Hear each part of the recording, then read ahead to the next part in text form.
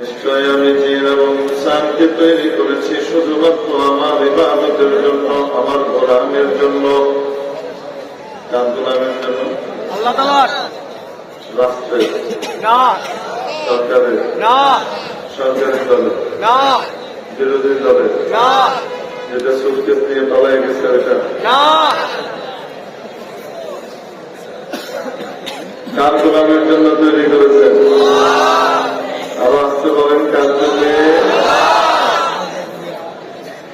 আল্লাহ পাকের গোলামি কিভাবে হবে সেটা শেখানোর জন্য আমাদেরকে পাঠিয়েছেন সর্বশ্রেষ্ঠ নবী রাসূলকে। সর্বশ্রেষ্ঠ রাসূল এবং সর্বশ্রেষ্ঠ নবী মুহাম্মদুর রাসূলুল্লাহ সাল্লাল্লাহু আলাইহি ওয়াসাল্লামকে পাঠিয়েছেন আমাদের কাছে কোন কাজ কিভাবে করলে ইবাদত হবে তা শেখানোর জন্য। এই জন্য যে কোনো কাজ নবীর তরিকায় করলে সেটা ইবাদত, নবীর তরিকার বাইরে করলে সেটাই জাহালত। যে কোনো কাজ নবীর তরিকা অনুযায়ী যদি কেউ করে তাহলে ইবাদত করে। ওয়াশরুমে যাতায়াত প্রত্যেক মানুষকে যাওয়া লাগে, প্রত্যেক মানুষকে ক্লিয়ার করা লাগে। আমাদের বাংলাদেশে তো সবাই ওয়াশরুমেই যায়, অন্য দেশ মেনে বলতাম রেল লাইনের পাশে যাতায়াত।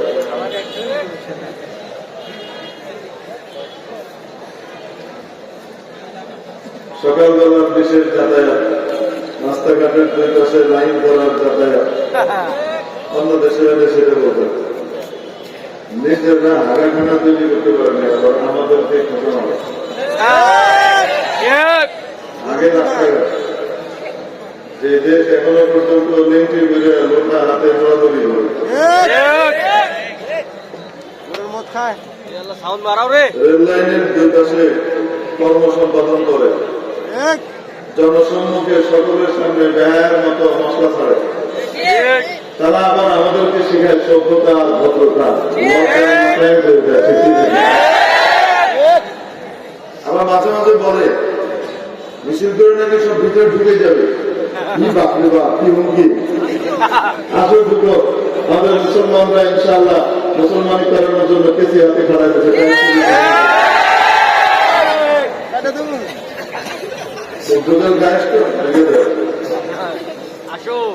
আর কত সাহস! উদ্ধার এখন ব্রাহ্মণ বাড়িয়ে দিই, তাও যদি এদিক ওদিকের জেলা টেলা দিয়ে ঢুকার কথা বলতে তাহলে দেখেন যে কিছুটা প্রতিশ্রুতি হয়তো আছে। আগল বলতে সব যে মাথা সাইডের নিচে নরম জায়গায় গিয়ে আশ্রয় নিচ্ছে তা তো কিছু আছে। আল্লাহ তাআলা হেদায়েত করুক, বুঝদান করুক বলে আমি পাগল হয়ে গেছে। আসলে পাগল হয়ে গেছে। 17 বছর একটাকে দিয়ে গোটা দেশকে চুষে খাওয়ার, লুটে পুটে খাওয়ার যে স্বাদ আর মজা, সেই স্বাদ আর মজার থেকে এক মুহূর্তে লাঠি মেরে বের করে দেওয়া হয়েছে আর বঞ্চিত দেওয়া হয়েছে। এখন আর খেতে পারছে না, মাথাটা খারাপ হয়ে গেছে। এরকম উল্টাপাল্টা করতে আসলে আমাদের দেশকে দখল করার বা দেশের বিরুদ্ধে কোন অপতৎপরতা পরিচালনা করবার যদি চক্রান্ত ওরা করে, সেই চক্রান্তকারীদের পিঠ ধাপ দাঁত ভেঙে দেওয়ার জন্য আলেম ওলামা ডাক দিলে কে কে রাজি আছে যেতে?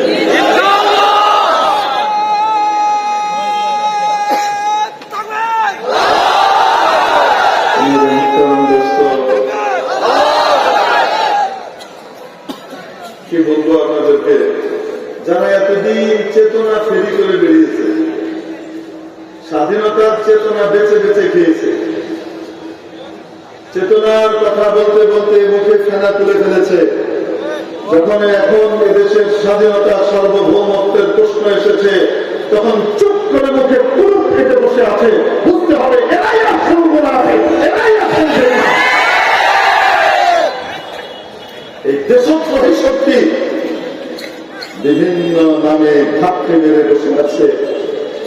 কখনো অটো রিক্সা দিয়ে নামে, কখনো আনসারের নামে নামে, কখনো দাবি দেওয়া নিয়ে নামে, কখনো এই নিয়ে আর ওই নিয়ে নামে, কখনো সংখ্যালঘুর ধোঁয়া করে নামে। ঠিক ঠিক না? কখনো আগেই ভালো ছিলাম এই স্লোগানে।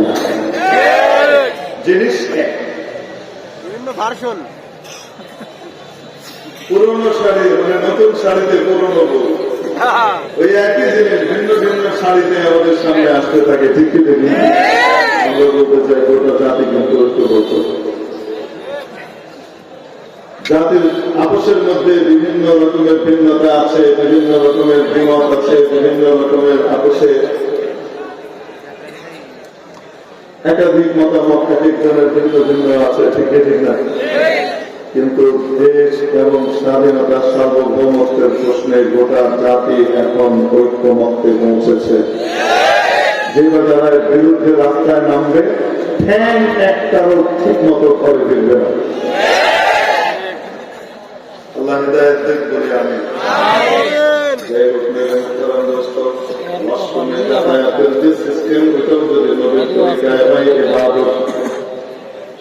বাজার ঘাটে আসা যাওয়া যদি নবীর তরিকায় হয় ইবাদত, হাঁটা চলা কথাবার্তা এগুলো যদি নবীর তরিকায় হয় কি হবে? আস্তে বলুন কি? খাওয়া দাওয়া যদি নবীর তরিকায় হয়, স্ত্রী এবং স্বামীর মাঝে বিশেষ সম্পর্ক যদি নবীর তরিকায় হয়, বাবা মার সাথে কথাবার্তা লেনদেন আদান প্রদান এবং আচার আচরণ যদি নবীর তরিকায় হয়, আত্মীয় স্বজনের সাথে উঠা বসা কথাবার্তা বলা, সমাজ পরিচালনা রাষ্ট্র পরিচালনা নবীর তরিকায় বলে কি? সবগুলা কি একমত আমরা? তার মানে হল আল্লাহ রাব্বুল আলামিন বলে দিলেন, আমি সৃষ্টি করেছি জিন এবং ইনসানকে শুধুমাত্র আমার ইবাদতের জন্য। ইবাদত কখন হবে? যখন নবীর তরিকায় হবে। নবী পাক সাল্লাল্লাহু আলাইহি ওয়াসাল্লামকে মেনে চলবার জন্য এই দুনিয়াতে আমাদেরকে পাঠানো হয়েছে। ঠিক কিনা? মেরে মুহতারাম দোস্ত, এই সব কিছু করার পরে দুনিয়ার জীবন পার করার পরে যখন আখিরাতে যাব, আল্লাহর দরবারে কিয়ামতের দিন হাজির হব, সেই হাজির হওয়ার পরে আমাদের প্রত্যেকের আমলের ওজন করা হবে। আমল গণনা করা হবে না কার আমল কি পরিমাণ, কে কত বেশি আমল নিয়ে এসেছে, কার আমলের পরিমাণ কত, এটা দেখা হবে না, বরং দেখা হবে আমলের ওজন কত। অনেক সময় অনেক জিনিস দেখতে বিশাল হয়, ওজন হালকা হয়। অপরদিকে অন্য জিনিস দেখতে ছোট হয়, ওজনে অনেক ভারী হয়। তুলো চিনেন আপনারা? তুলা এই দেশে পাওয়া যায়, তুলা এখানে পাওয়া যাবে না, তো কাপড় গুলি দিতে আপনারা আমাদের কাপড়, আমাদের লুঙ্গি, আমাদের গামছা ধরেই চলাফেরা করেন। তুলা আর কোথায় হবে? হ্যাঁ, মনে করেন কার্পাস তুলো বা শিমুল তুলোকে ভালো করে যখন ধোনা হয়, ধুনলে এতটুকু তুলো কি হয়ে যায়, এরকম বড় ফুলে যায়। ঠিক না? এখন এত বড় তুলো এক পাল্লা, আর এইরকম লম্বা এইরকম চওড়া লোহার একটা বাচ্চারা আরেক পাল্লা, কোনটা ওজন বেশি হবে বলেন?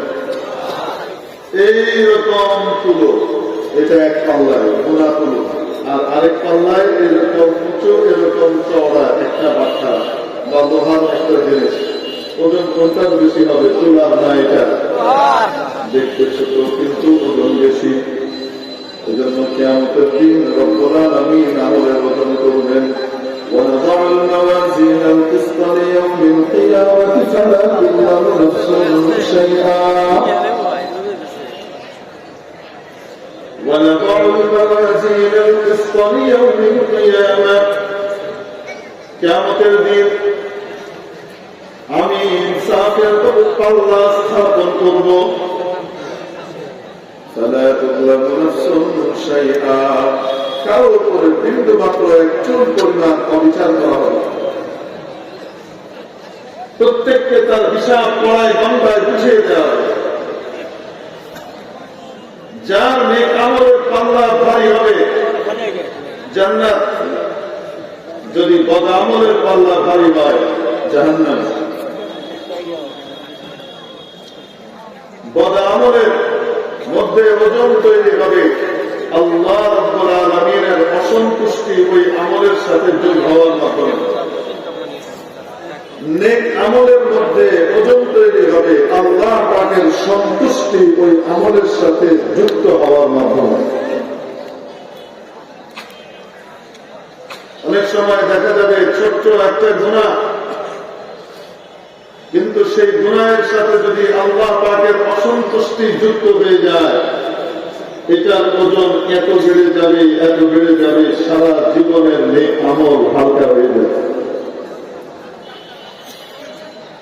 সহিহ বুখারীতে হাদিস এসেছে, যুকিরাত ইমরাতুন ইনদা রাসূলিল্লাহি সাল্লাল্লাহু আলাইহি ওয়াসাল্লাম لكثرة صلاتها وكثرة صيامها وكثرة صدقتها। একজন নারীর আলোচনা করা হলো নবীজির দরবারে। ইয়া রাসূলুল্লাহ, এত নামাজ পড়ে, সারা রাত জেগে নামাজ পড়তে থাকে, এত রোজা রাখে, সারাদিন রোজাই রাখে, দান সদকা খায়রাত ইত্যাদির কোন ইয়ত্তা নাই, যে আসে তাকেই দেয়। তবে ছোট্ট একটা সমস্যা ওই মহিলার মধ্যে আছে, এত ইবাদত না, একটা সমস্যা শুধু আছে, সেটা কি?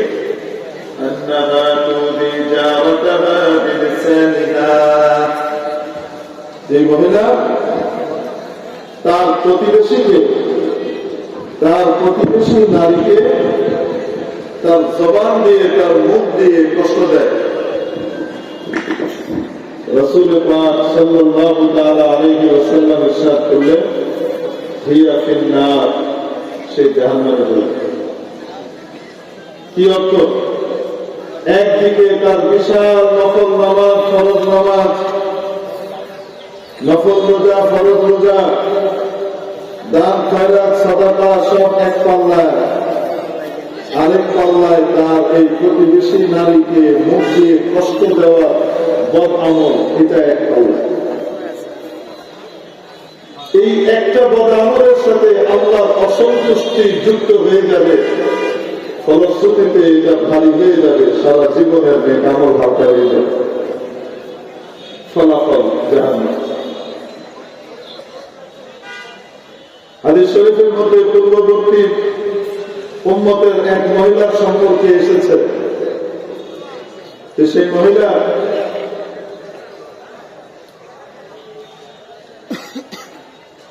বড় ইবাদত গুজার, আবিদা, জাহিদা ছিল, খুব ইবাদত গুজার নারী হিসেবে প্রসিদ্ধি লাভ করেছিল। একটা বিড়াল পালত। একবার বাড়ি থেকে বের হওয়ার সময় বিড়ালটাকে ভিতরে রেখে তালা মেরে দিয়ে চলে গেছে, দরজা জানালা বন্ধ করে। ভিতরে তার খাবারের ব্যবস্থাও করে যায়নি, তাকে ছেড়েও দিয়ে যায়নি যে সে বাইরে নিজের খাবার নিজে জোগাড় করে নেবে, এই ব্যবস্থাটাও করেনি।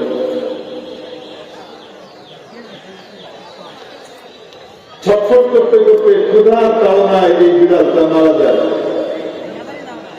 আল্লাহ তাবারক ওয়া তাআলা এই মহিলার জন্য জাহান্নামের ফয়সালা করেন। কি অর্থ? তার গোটা জীবনের সমস্ত ইবাদত এক পাল্লায়, আর একটা অবলা প্রাণী, একটা বিড়ালকে অন্যায়ভাবে ইচ্ছাকৃতভাবে হত্যা করার অপরাধ আরেক পাল্লায়। আল্লাহ তাআলার অসন্তুষ্টি ওই একটা অপরাধের সাথে যুক্ত হয়ে যাবে, ফলশ্রুতিতে সেটা ভারী হয়ে যাবে, নেক আমলের পাল্লা হালকা হয়ে যাবে, ফলাফল জাহান্নাম। ঠিক তার বিপরীতে কোন আমলের উপর যদি রব্বুল আলামিন সন্তুষ্ট হয়ে যান, খুশি হয়ে যান, তাহলে রব্বুল আলামিনের ওই সন্তুষ্টি কোন আমলের সাথে যুক্ত হওয়ার কারণে ওই আমলটা ভারী হয়ে যাবে, নেক আমলের পাল্লা ভারী হয়ে যাবে, জীবনের বড় বড় গুনাহগুলো হালকা হয়ে যাবে। হাদিস শরীফের মধ্যে আসে, এক পাপাচারী নারী, অপকর্ম করত এক মহিলা, নিজের শরীর বিকিয়ে দিত টাকার বিনিময়ে। পুরো এলাকা তাকে বর্জন করেছে, বয়কট করেছে এক ধরনের। এই মহিলা রাস্তা দিয়ে একবার যাচ্ছে, ভর দুপুরে এক মেঠো পথ দিয়ে যাচ্ছে, যাওয়ার পথে দেখে এক কুকুর বসে আছে একটা কুয়ার পাড়ে। কুকুরের জিভ বেরিয়ে এসেছে পিপাসার যাতনায়, যন্ত্রণায়। পিপাসার কারণে কুকুরের জিভ বেরিয়ে এসেছে, পাশেই কুয়া, কিন্তু কুয়ার পানি এতটা নিচে যে কুকুরের নাগালের বাহিরে। এই মহিলা এই সাধারণ সামান্য এক কুকুরকে সামনে রেখে চিন্তা করতে লাগলেন, ভাইরে, আমিও আল্লাহর মাখলুক, এই কুকুরও আল্লাহর মাখলুক। মাখলুক হওয়ার দিক থেকে, আমরা সৃষ্টি হওয়ার দিক থেকে আল্লাহর একই পরিবারের সদস্য। কুকুরের গুনাহ নাই, কিয়ামতের দিন হিসাব হবে না। আমার তো গুনাহ আছে, কিয়ামতের দিন হিসাব হবে। আল্লাহর এক মাখলুক কষ্ট পাচ্ছে, আমি একটু তার খেদমত করে যদি তাকে তার কষ্ট লাঘব করতে পারি, হয়তো আল্লাহ আমার উপর খুশি হবেন। এই মহিলা পানি উঠানোর জন্য যখন আশপাশে এবং নিচে তাকালো, কোনো বালতি নাই, মগ নাই, দড়ি নাই, কিছু নাই, পানি অনেক নিচে। এটা দেখে উনি নিজের পায়ের যে চামড়ার মোজা ছিল, সেই মোজাটাকে মগের মতো ব্যবহার করলেন। মাথার যে দোপাট্টা ওড়না ছিল, এই ওড়নাটাকে দড়ির মতো ব্যবহার করলেন। ওড়নার দড়ি দিয়ে চামড়ার মোজার মগকে দিয়ে নিচ থেকে পানি উঠালেন, উঠিয়ে এই কুকুরকে পান করালেন। কুকুরের পিপাসা লাঘব হলো, নিবারণ হলো। মহিলা চলে গেলেন নিজের গন্তব্যে, নিজের পথে। আল্লাহ কি কুদরত, ওই রাতে ওই মহিলার ইন্তেকাল হয়ে যায়। এই পাপিষ্ঠা দুরাচারী নারীর ইন্তেকাল হয়ে যায়। ইন্তেকালের পরে এরকম বাজে মহিলার জানা যায়, কে আসবে? এলাকার গণ্যমান্য লোকজন, অন্য কেউ, সম্ভ্রান্ত কেউ আসে না। একান্ত তার নিকটাত্মীয় যারা, শুধুমাত্র তারাই আসলেন, যারা না আসলেন না। কোন মতে জানাজা করে তাকে দাফন করে দেওয়া হয়েছে, সবাই জানে তার আযাব হলো। আল্লাহ তাবারাক ওয়া তাআলা ওই জমানার নবীর কাছে ওহী পাঠালেন, আমার এই বান্দি যদিও গুনাহের বিশাল ভান্ডার নিয়ে আমার কাছে এসেছে, বিশাল বোঝা নিয়ে এসেছে, কিন্তু ওই কুকুরকে পানি পান করানোর কাজটা আমার কাছে বড় পছন্দ হয়েছে। সে আমার সন্তুষ্টির জন্য একটা কুকুরকে পানি পান করিয়েছে, অন্য মাখলুকের দিকে সে খেদমতের হাত বাড়িয়ে দিয়েছে, আমার কাছে বড় পছন্দ হয়েছে। আমি তার উপর খুশি হয়ে তার সমস্ত গুনাহ মাফ করে জান্নাত দিয়ে দিয়েছি।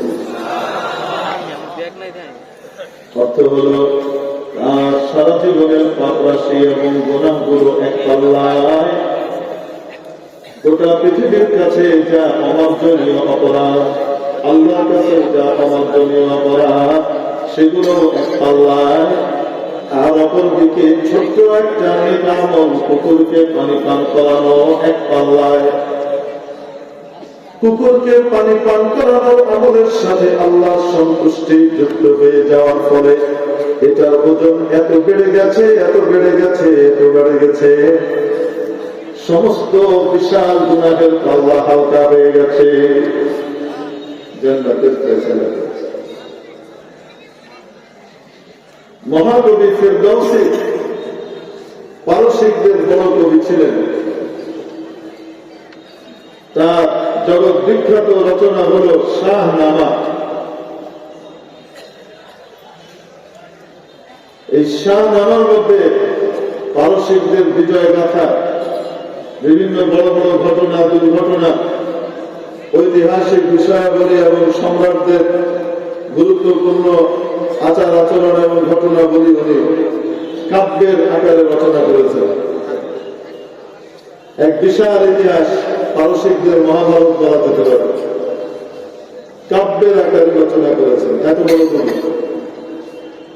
জাতীয় পুরস্কার কোনটা বাদ নাই, সব পেয়েছেন।